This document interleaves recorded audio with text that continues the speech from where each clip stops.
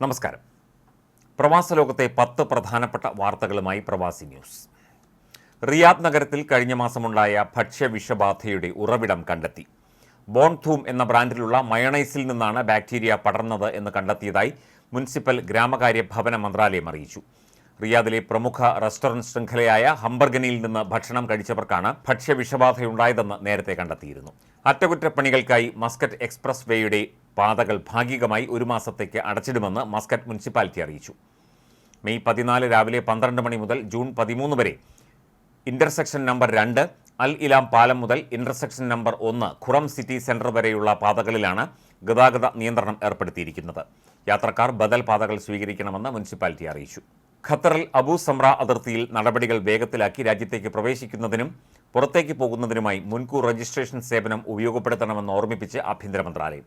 താമസക്കാർക്ക് പുറമെ സന്ദർശകർക്കും മുൻകൂർ രജിസ്ട്രേഷൻ സൗകര്യം ലഭ്യമാണെന്നും അധികൃതർ വ്യക്തമാക്കി.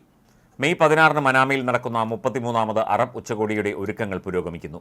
എല്ലാ മേഖലകളിലും അറബ് രാജ്യങ്ങൾ തമ്മിലുള്ള സഹകരണവും ഐക്യദാർഢ്യവും ശക്തിപ്പെടുത്തുന്നതിനും അറബ് രാജ്യങ്ങളുടെ സുരക്ഷയും സ്ഥിരതയും നിലനിർത്തുന്നതിനും പരമാധികാരം സംരക്ഷിക്കുന്നതിനും ആവശ്യമായ നടപടികൾക്ക് ഊർജ്ജം പകരുക എന്ന ലക്ഷ്യത്തോടെയാണ് സമ്മേളനം നടക്കുന്നത്.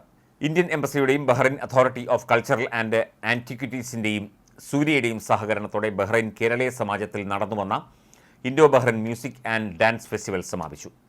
കഴിഞ്ഞ ദിവസം നടന്ന സമാപന യോഗത്തിൽ കേരള ഹൈക്കോടതി ജഡ്ജി ജസ്റ്റിസ് ദേവൻ രാമചന്ദ്രൻ മുഖ്യ പ്രഭാഷണം നടത്തി. സുരക്ഷാ സാങ്കേതികവിദ്യയുടെയും ആശയവിനിമയത്തിന്റെയും മേഖലയിൽ കഴിവുകൾ വർദ്ധിപ്പിക്കുന്നതിനും സൈബർ സുരക്ഷ ശക്തിപ്പെടുത്തുന്നതിനുമുള്ള സാധ്യതകൾ തേടുകയാണ് കുവൈറ്റ്. UN ആസ്ഥാനത്ത് നടന്ന ചർച്ചയിൽ national cyber security centre president Muhammad ബോഖ്രിയുടെ നേതൃത്വത്തിലുള്ള പ്രതിനിധി സംഘം പങ്കെടുത്തു. സൈബർ സുരക്ഷ വർദ്ധിപ്പിക്കൽ, ഇതുമായി ബന്ധപ്പെട്ട മറ്റു വിഷയങ്ങൾ എന്നിവ മുഹമ്മദ് ബോഖ്രി ചർച്ചയിൽ സൂചിപ്പിച്ചു. ഗോൾഡൻ വിസയ്ക്ക് സമാനമായി 10 വർഷത്തേക്ക് സാധുതയുള്ള വിസ അവതരിപ്പിച്ച് ദുബായ്. ഈ ഗെയിമിംഗ് മേഖലയിലെ സൃഷ്ടാക്കളെയും പ്രശസ്തരെയും ആകർഷിക്കാൻ ലക്ഷ്യമിടുന്നതാണ് പദ്ധതി. ദുബായ് ഗെയിമിംഗ് വിസ എന്നാണ് ഈ പുതിയ വിസയ്ക്ക് പേരിട്ടിരിക്കുന്നത്. നൂതന ആശയങ്ങൾ വിജയകരമായ പദ്ധതികളാക്കി മാറ്റാൻ സഹായിക്കുന്ന നിരവധി നിക്ഷേപ അവസരങ്ങൾ ഈ സംരംഭം വാഗ്ദാനം ചെയ്യുന്നു. ജർമ്മനിയിലെ ജനന നിരക്കും വിവാഹ നിരക്കും 2013 ശേഷമുള്ള ഏറ്റവും താഴ്ന്ന നിലയിലെത്തി.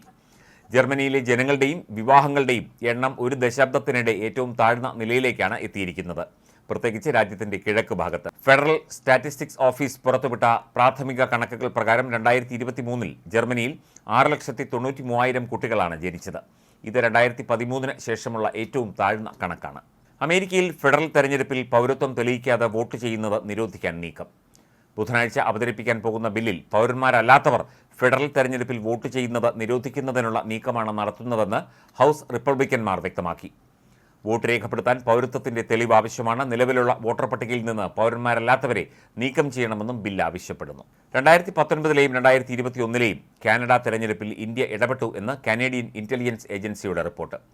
കനേഡിയൻ സെക്യൂരിറ്റി ഇന്റലിജൻസ് സർവീസസ് ഈ വാരം പ്രസിദ്ധീകരിച്ച 2023ലെ പൊതു റിപ്പോർട്ടിലാണ് ഈ ആരോപണം. കാനഡയിലും മറ്റ് പാശ്ചാത്യ രാജ്യങ്ങളിലും വിദേശ ഇടപെടലും ചാരവൃത്തിയും നടത്തുന്ന പ്രധാനപ്പെട്ട രാജ്യങ്ങളിൽ ചൈന, റഷ്യ, ഇറാൻ എന്നിവരോടൊപ്പമാണ് ഇന്ത്യയും ഉൾപ്പെടുത്തിയിരിക്കുന്നത്.